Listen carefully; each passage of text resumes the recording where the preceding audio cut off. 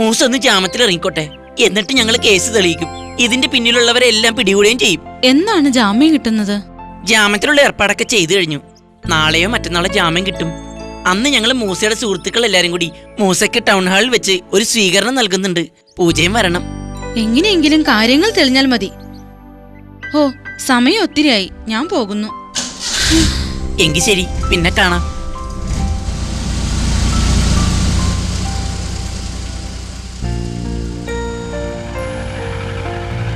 ഏത് കൊള്ളക്കാർക്കാണ് നീ നിന്ന് ടാറ്റ കൊടുക്കുന്നേ?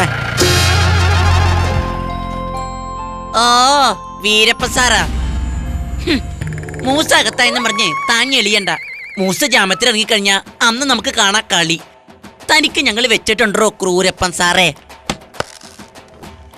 എനിക്ക് ഇപ്പൊ തന്നെ താടാ എനിക്ക് വെച്ചിട്ടുള്ളത്. താടാ താടാ കൊച്ചുടി നിക്കടാ അവിടെ. നിന്നെ